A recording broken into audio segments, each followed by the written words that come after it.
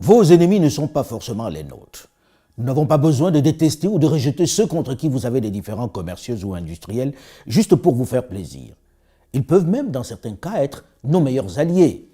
C'est à nous de mesurer ce qu'ils apportent et de nous organiser pour que le deal soit au moins équitable. Laissez-nous, s'il vous plaît, la liberté de choisir nos alliés. Laissez-nous, s'il vous plaît, la latitude de tenter d'autres expériences, surtout lorsque celles que vous nous proposez ne sont pas forcément concluantes, lorsqu'elles ne se démarquent pas par leur efficacité, lorsque les résultats sont si souvent nuls. Pour être gentil, on va dire lorsqu'elles tardent à produire des résultats visibles. Arrêtez de nous infantiliser. Nous sommes capables de savoir ce qui est bon pour nous. Nous sommes capables de savoir avec qui contracter. Surtout qu'au regard de notre histoire commune, vous ne pouvez pas être pris en modèle dans les accords, dans les partenariats que nous avons passés pendant les 4 derniers siècles. Après la longue et méthodique campagne contre la Chine, qui serait dangereuse pour l'Afrique, la Chine qui nous envahirait, qui nous coloniserait, la Chine immorale, sans foi ni loi, qui détruit tout sur son passage, cette fois-ci, c'est la Russie, l'ogre russe qui veut mettre le grappin sur l'Afrique. La Russie qui se déploie tous azimuts sur le continent.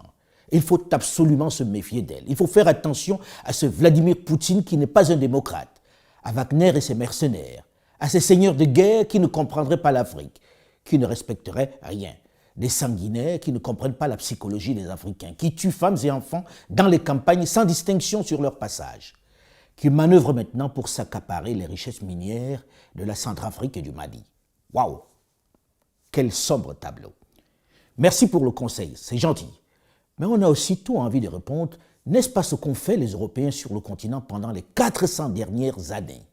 Comment peut-on résumer autrement les résultats, les conséquences de la traite négrière, puis de la colonisation et de la néocolonisation? Quelles sont les origines directes des guerres actuelles, sinon les conséquences de ce partage inique, orienté et exclusif des richesses africaines? C'est un peu l'hôpital qui se moque de la charité, non? Chers amis européens, merci de vous préoccuper de notre avenir, de vous inquiéter de nos nouvelles fréquentations. Seulement voilà, lorsque le cancer vous ronge, lorsque ces métastases se répandent dans le corps, vous condamnent et que le médecin, chaque jour, montre son impuissance à vous guérir, comme vous le faites dans vos interventions à grand renfort médiatique, on a le droit, j'allais dire, l'obligation d'essayer les médecines parallèles. Les Africains doivent connaître la vérité, mais pas seulement celle du maître, pas seulement celle que savamment l'Occident distille à travers ses médias. Je vais vous en raconter une bonne, une de celles que l'on n'écoute pas beaucoup, celle des mercenaires russes en Centrafrique et le résultat qu'ils ont obtenu. Celle qui fait dire que la Russie lorgne de façon particulièrement offensive et violente sur les richesses de ce pays exsangue d'Afrique centrale où la guerre depuis plus de 30 ans rythme la vie des populations, où les rébellions succèdent aux rébellions, avec pourtant une présence constante des forces françaises et des Nations Unies. Cette histoire nous éclairera peut-être sur les raisons de l'éventuelle arrivée des Russes dans le chaudron malien. Une histoire qui peut également mieux nous édifier sur les raisons de la perte de terrain par Paris en Afrique. Tenez, le 30 mars 2016, c'est l'investiture de Faustin Archange Touadéra, qui vient d'être élu président de la République centrafricaine. Présent à la cérémonie, le ministre des Affaires étrangères français. Jean-Yves Le Drian, représentant de la France à la cérémonie, annonce, lors de la conférence de presse, tenez-vous bien, la fin de l'opération Sangaris, pour la fin de l'année. Cette force française qui était sur place pour le maintien de la fragile paix. Le nouveau chef de l'État est surpris. On ne lui en a pas parlé. Il est sidéré. Comment va-t-il faire face aux nombreuses rébellions auxquelles il fait face? En retirant ses troupes, il est évident qu'il ne va pas tenir longtemps. C'est un nouveau coup dur pour le nouveau pouvoir. Surtout qu'en face, la rébellion gagne du terrain. Pour éviter d'être à nouveau balayée par une énième rébellion dans ce territoire où elle se multiplie au gré des intérêts minéraliers, pour essayer de conserver un semblant de paix dans ce territoire exsangue qui bat des records de coups d'État, il se rend à Paris dès le mois suivant, le 24 avril 2016, où il est reçu par le président François Hollande. Il lui demande de maintenir absolument l'opération Sangaris. Sangaris demeurera en Centrafrique, je vous l'assure, et nous ferons en sorte qu'il y ait, pour aider les forces centrafricaines, le soutien indispensable et la présence de nos militaires pour vous accompagner dans la tâche d'encadrement de l'armée centrafricaine qui est essentielle pour assurer la sécurité. Après cette belle promesse faite avec toute la solennité dans la voix devant la presse, lorsque le président Touadéra rentre à Bangui, le ministre des Affaires étrangères français annonce, quelques jours après, le 13 mai 2016, la fin de l'opération Sangaris. Dans la foulée, le même 13 mai de l'année 2016, le président François Hollande, dans un voyage éclair et surprise à Bangui, rend visite à ses troupes où il annonce, tenez-vous bien, le désengagement militaire de la France en RCA. Il le justifie par les trop nombreuses interventions des forces françaises à l'extérieur, le Sahel, la Syrie, la Libye, etc. Ma responsabilité de chef de l'État, une fois que cette opération a été menée à son terme, et avec le succès que l'on vient de saluer, alors c'est d'y mettre un terme. Il faut noter qu'un mois et demi plus tôt, il avait assuré le chef de l'État Touadéra du maintien de l'opération Sangaris. Quel respect pour son homologue africain. Dès le mois d'octobre, Jean-Yves Le Drian vient annoncer la fin de l'opération Sangaris. Terminé, fini. Pas de bilan, pas de préparation, pas de remplacement. Démerdez-vous. De guerre lasse, le président centrafricain vient voir pour la dernière fois, le 21 mars 2017, François Hollande, et lui demande, puisqu'il est nu, puisque personne ne peut plus protéger la capitale d'une rébellion qui menace, s'il peut lui fournir au moins de l'équipement pour son armée. Une armée qui fait la risée de tous, puisque pour s'entraîner, pour ses opérations, pour les simulations, ces hommes en tenue font les exercices avec des bâtons. Oui, ils utilisent des bâtons comme fusils. Leurs images en train de mimer des bruits de coups de feu avec la bouche ont fait rire toute l'Afrique et le monde. Elles ont tellement circulé sur les réseaux sociaux. Alors pour stopper cette situation ridicule et suicidaire, le président Hollande promet 1500 armes à la RCA. Touadéra va s'en contenter. Mais ce n'est pas gagné non plus. Lorsque le président Emmanuel Macron arrive aux affaires en France, le président Faustin Archange Touadéra s'organise pour être rapidement reçu par lui à l'Élysée, dès septembre 2017. Il veut qu'on lui donne les armes promises. Il les attend toujours. Le président Macron l'informe que les armes sont disponibles, mais que leurs livraisons sont bloquées par la Fédération de Russie, qui a émis des réserves au Conseil de sécurité. Rappelons que la RCA est sous embargo depuis 2013 du fait de la grosse crise de 2012-2013. Le président Touadéra se demande alors pourquoi la Russie peut lui en vouloir au point d'empêcher qu'on lui fournisse des armes pour se défendre. Le président Macron lui recommande de solliciter la Russie pour faire lever le blocus, chose que s'empresse de faire le chef de l'État centrafricain dès son retour à Bangui. Il découvre à l'occasion qu'il existe une ambassade de Russie dans son pays. Il convoque alors l'ambassadeur et obtient le contact à Moscou pour solliciter la levée de la réserve émise par Moscou. Lors de la rencontre à Sotchi avec le ministre des Affaires étrangères russe, Sergueï Lavrov lui explique que la Russie n'a rien contre la RCA, mais qu'elle applique simplement une jurisprudence qui dit que des armes saisies sur un terrain de conflit ne peuvent être à nouveau utilisées, mais doivent être détruites. C'est dans l'application de cette jurisprudence que la Russie a émis des réserves. En gros, à cette occasion, le président centrafricain découvre que les 1500 armes que la France voulait lui livrer étaient des armes qui avaient été saisies chez les Chebab, les islamistes sanguinaires de Somalie. Bref, des armes usagées qui ont déjà fait couler du sang. Au lieu de les détruire, on essayait de les refourguer, de les donner aux soldats centrafricains. Voilà pourquoi la Russie a mis son veto. Dans la conversation, Sergueï Lavrov, le ministre des Affaires étrangères russe, lui demande de combien d'armes il s'agit en fait. Il ne savait pas. Touadéra lui dit 1500 armes. Surpris par la faible quantité, par la ridicule quantité des armes, le ministre lui promet de lui en donner autant, 1500. Amusé, il téléphone alors à son président Vladimir Poutine, qui finit même par décider qu'il va lui en donner le double, 3000. Il est neuve. Content de la moisson, le président Touadéra n'imagine pas que le nouveau veto va venir de Paris cette fois-ci, qui estime que la règle veut que pour livrer des armes à une armée, il faut qu'elle soit d'abord formée à leur maniement. Cette fois-ci, c'est Paris qui bloque la livraison des armes à la République centrafricaine au Conseil de sécurité. C'est ainsi que pour lever la réserve, la Russie propose de mettre à disposition des instructeurs russes pour former les soldats centrafricains sur l'utilisation des armes neuves qu'elle met à sa disposition. Des notifications sont adressées dans ce sens au Conseil de sécurité. La Russie va même indiquer la composition des instructeurs. Tout est donc fait et mis à la connaissance des États membres du Conseil de sécurité. À la livraison des armes notifiées, tous les États membres du Conseil de sécurité accrédités en RCA sont présents. La France, les États-Unis, la Chine, la Russie, le Royaume-Uni via la représentation de l'Union européenne. Voilà comment la Russie entre officiellement en République centrafricaine. Sur le terrain, les résultats vont être spectaculaires. Les groupes armés qui paradaient et qui faisaient peur à la MINUSCA et ses 16 000 hommes, à Sangaris et ses 1600 soldats vont être mis en déroute.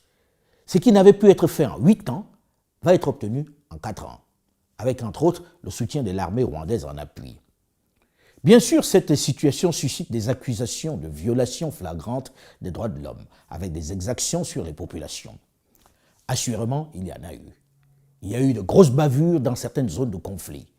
Les instructeurs russes qui combattaient sur le terrain avec les forces armées centrafricaines n'ont pas toujours fait dans la dentelle. Ils sont brutaux. C'est à déplorer et à dénoncer, mais sur le terrain, il me souvient que ces violences existaient déjà de la part de la rébellion. Comparaison n'est pas raison, c'est vrai, mais on se souvient aussi des viols, des actes de prostitution et d'abus sexuels sur mineurs dont étaient accusés les soldats de la MINUSCA à Bambari en 2014 et 2016. Scandale dévoilé par Human Rights Watch et de Sangaris aussi à Bangui.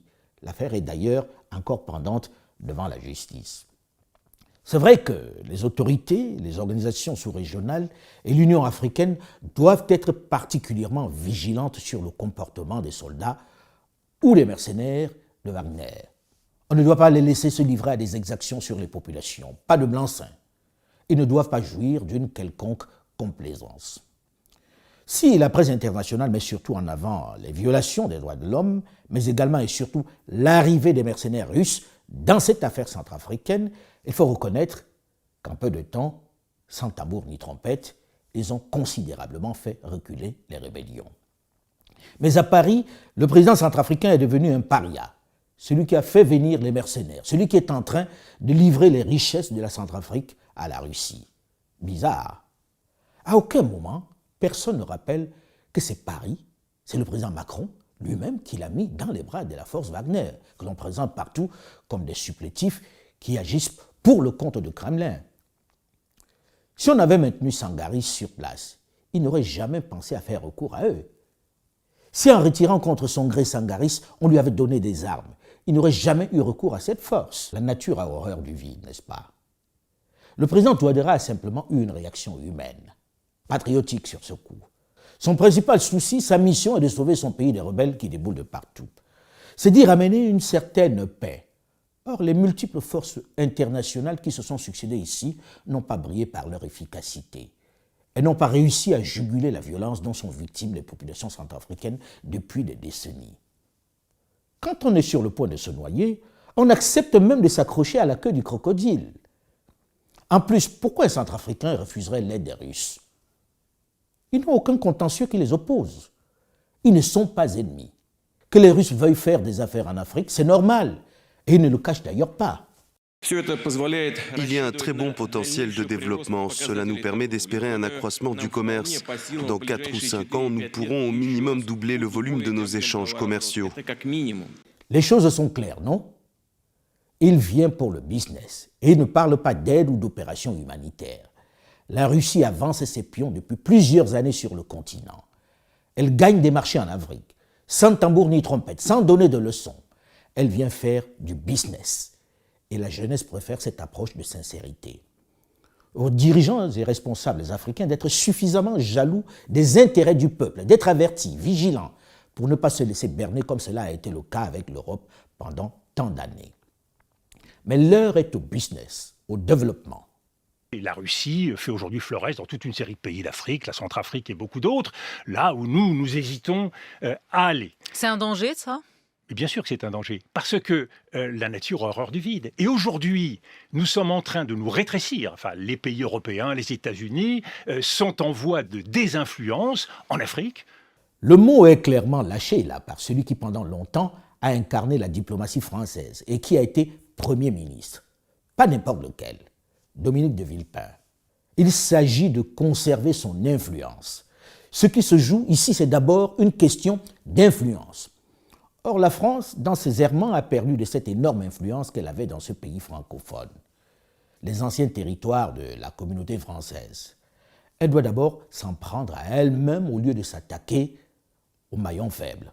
Que le président Macron, dans le journal du dimanche, parle de Touadéra comme président otage des mercenaires est un peu drôle venant d'un chef d'État français. Parce qu'en Centrafrique, tous les présidents ont toujours été otages de Paris. Celui-ci a seulement ajouté un nouveau maître en raison justement des errements de la diplomatie de Paris. Si les leaders et les dirigeants qui se sont succédés à Bangui n'ont jamais été des flèches, s'ils n'ont pas brillé par leur vision, leur amour du pays, s'ils ont trop souvent été mus par leurs intérêts personnels, s'ils sont pour beaucoup comptables de cette situation désastreuse, il faut dans le même temps dire que Paris n'est pas exempt de tout reproche dans l'enfer, dans le chaos qu'est la Centrafrique. Assurément, non. Avec un jeune président à l'Élysée, la jeunesse africaine, j'allais dire, exige que le discours change, qu'il soit sans complaisance, mais de vérité. L'histoire est têtue et on est souvent obligé de le rappeler pour mieux expliquer le présent. Lorsqu'en 1960, la République centrafricaine accède à l'indépendance après la mort dans des circonstances assez troubles de son leader nationaliste Barthélemy Boganda, qui militait à son corps défendant pour les États-Unis d'Afrique latine, voilà le jeune homme à qui Paris remet le pouvoir, David Dacko. Un jeune homme d'à peine 30 ans, totalement aux ordres, sans réelle opinion, sans engagement, complexé, vraiment à la ramasse, qui ne prend aucune décision sans l'accord de papa, papa étant le général de Gaulle. La République centrafricaine, accédant à l'indépendance, ne pourra jamais en aucun cas s'écarter de la République française, car nos tribus ont perdu leurs traditions, leurs mœurs. Nos pays ont été reconstruits à l'image de l'Occident. Ce serait pour nous une mission difficile que de rétablir dans notre pays, en République centrafricaine, les vieilles traditions africaines. Puisque nous sommes appelés à bâtir au cœur de l'Afrique une nation à l'image de la France, nous avons donc tenu à conserver plus solide encore les premiers liens que nos parents et nous-mêmes avaient déjà liés avec la France. Énorme, non? Quelle honte! Il vaut mieux entendre ça que d'être sourd. C'est clair que celui-là ne peut pas être contrariant. Un gouverneur noir, sans aspérité, qui veille scrupuleusement sur les intérêts de la France, à qui il doit tout. La France civilisatrice. Et lorsqu'il décide, dans un moment d'éclair de lucidité ou de folie, de prendre langue avec la Chine dans cette période de guerre froide où Pékin représente le diable pour l'Occident, il est aussitôt renversé dans la nuit de la Saint-Sylvestre 1965 par son cousin Jean Bédel Bokassa. Le colonel Bokassa m'a arrêté, il m'a conduit au Rock Club. Sur la terrasse du Rock Club, il y avait la plupart des Européens de Bangui, notamment des Français réunis. Et là, il m'a présenté, il dit, j'ai arrêté le président Dacko.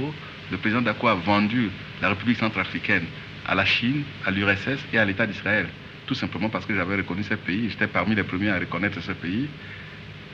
J'arrache la République centrafricaine à ces pays pour la redonner à la France. Vive la France. Ce putsch de la Saint-Sylvestre est clairement et ouvertement orchestré par la France qui met dans le fauteuil un soudard, un ancien d'Indochine qui ne brille pas, vous en conviendrez avec moi, par son QI. Celui qui appelle le général de Gaulle papa et qui n'a pour seul objectif que de lui être fidèle va connaître le même sort que son prédécesseur quelques années après, en septembre 1979. Parce que 2 ans seulement après s'être fait payer par Paris son sacre d'empereur, il s'est cru un peu plus autonome. Parce qu'il n'a pas mesuré son périmètre de liberté, il a osé se rapprocher de Muammar Kadhafi de Libye, un proche de Moscou qui manifestait quelques velléités d'expansion.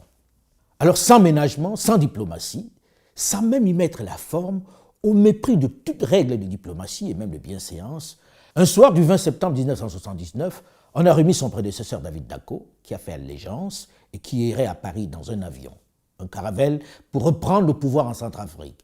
C'est dans un avion des forces françaises qu'il débarque à Bangui pour reprendre le pouvoir. C'est l'opération Barracuda. On lui a carrément donné un nom de code à ce putsch. Ça, c'est l'histoire de la Centrafrique. Je vous épargne les autres épisodes tout aussi rocambolesques, tout aussi ubuesques, d'André Kolimba, d'Ange-Félix Patassé et de François Bozizé, qui sont à chaque fois presque identiques dans le déroulé. Mais je ne résiste pas à la tentation de raconter cette scène surréaliste à laquelle j'ai assisté accidentellement. Alors que nous sommes à Niamey, au sommet de la Sensad, en 2003, la CENSAD étant la communauté des États sahélo-sahariens, au cours de la soirée qu'offre le guide Muammar Kadhafi à ses homologues, avec un de ses défilés de mode qui lui servait de prétexte pour son marché de chair fraîche, je reçois un coup de fil du capitaine Paul Baril, ancien commandant du GIGN français à la retraite, baroudeur parmi les baroudeurs, créateur de la cellule antiterroriste de l'Élysée, qui à ce moment-là, avec ses hommes, vous voyez, je n'ai pas dit mercenaires, il stationne à Bangui pour protéger officiellement le régime du président Ange-Félix Patassé. Il me dit au téléphone, « Écoute Alain, Paris m'a intimé l'ordre de m'éloigner de Bangui avec mes hommes. Je pense que Déby et Paris se sont finalement mis d'accord pour faire tomber Patassé. Puisque je ne veux pas qu'il soit tué, peux-tu discrètement parler à ton ami Hama Amadou, le premier ministre du Niger d'alors, pour qu'il ne le laisse pas rentrer demain à Bangui. Perturbé, je m'en ouvre au président Amadou Toumani Touré qui était assis à côté de Patassé. C'est celui à qui je pouvais parler sans crainte, puisque Hama Amadou n'était pas accessible sur le lieu. À la fin de la soirée, il tient par la main le président Patassé, qui avait du mal à marcher, et le raccompagne à sa voiture. Mais il ne lui dit rien. Ne me demandez pas pourquoi. Il me demande ensuite d'en informer Hama Amadou. Le lendemain, Patassé remonte dans l'avion sans en être informé. Et c'est lorsqu'il est dans les airs que la tour de contrôle va le tenir au courant de la situation critique à Bangui pour lui éviter d'être canardé à son atterrissage. Têtu ou sûr de son fait comme il l'était, il va tenter d'y atterrir. Mais sous les feux nourris des nouveaux maîtres de Bangui, des hommes de François Bozizé, il va détourner son avion vers Yaoundé au Cameroun. Bozizé est désormais le nouveau maître de Bangui. Encore une décision de Paris. Lorsque l'on révise ces multiples putschs en RCA, on voit bien que tous ces présidents ont toujours été otages. Ils ont toujours été des hommes de paille, des présidents fragiles et aux ordres de Paris qui les changent au gré de ses intérêts. La vérité est que ce qui se joue en Centrafrique est une guerre pour le contrôle des importantes richesses dont jouit paradoxalement ce pays. La Centrafrique, c'est d'abord du diamant, avec une production annuelle de l'ordre de 500 000 carats. Elle occupe le 10e rang mondial par le volume et le 5e rang par la qualité de ses pierres, puisqu'il est présenté comme l'un des plus beaux diamants au monde. Des traces d'or sont relevées dans pratiquement tout le pays. C'est aussi une quantité importante d'uranium, de fer, de cuivre et d'étain. On y trouve aussi une quantité importante de titane, de thorium, pour ne citer que ces richesses minières. Autant de richesses qui, évidemment, aiguisent les appétits et nourrissent les conflits. Toutes les rébellions se concentrent, comme vous pouvez le voir, toujours autour des différentes mines. Cette carte minéralière de la RCA illustre à quel point ce désordre est d'abord une guerre de positionnement autour des minerais. Chaque rébellion occupe une zone minière bien déterminée. Elle s'y accroche de toutes ses forces par la violence. Mais à qui vendent-ils leurs minerais? Qui leur fournit les armes alors que le pays est sous embargo? On ne fabrique pas d'armes en RCA que je sache. Je pense qu'il faut dire les choses avec honnêteté. Paris doit cesser de ne parler que des mercenaires qui prennent le président Touadéra en otage, parce que la plupart des Kenka et même Kadra avons encore en mémoire les tristes exploits de Bob Denard et ses mercenaires, qui ont fait et défait de nombreux régimes en Afrique jusqu'en 1995. Nigeria, Bénin, en passant par le Gabon, l'Angola, le Zaïre, les Comores, les Béninois n'ont pas oublié les morts qu'ils ont laissés sur le carreau à Cotonou en 1977 avant de s'enfuir la queue entre les jambes. Toute l'Afrique n'a pas oublié les millions de morts et de déplacés du Biafra, victimes de l'appétit en pétrole du général de Gaulle.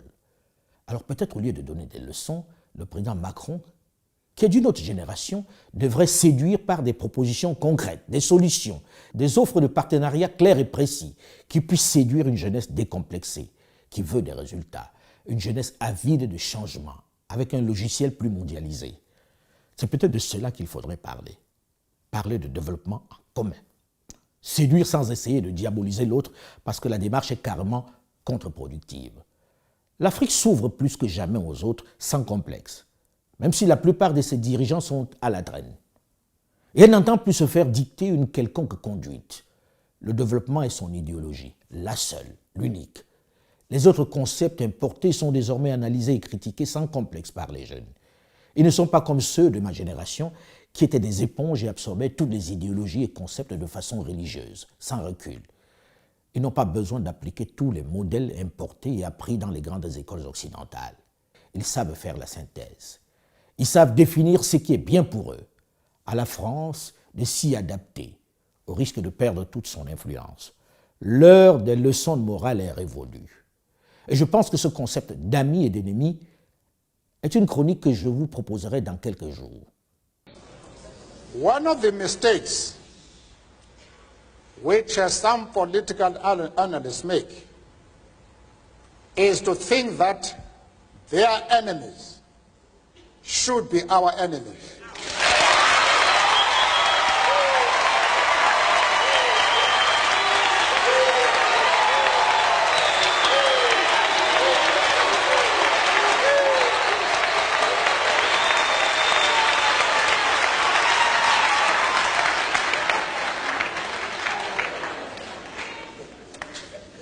That we can and we will never do. Merci pour votre soutien, pour votre partage. Si vous avez apprécié cette chronique, faites-moi plaisir, likez et surtout, n'oubliez pas de vous abonner. Vos commentaires sont évidemment les bienvenus. Attention aux pages Facebook, Twitter, LinkedIn qui publient des textes, des articles qu'ils signent de mon nom. Ils sont tous faux.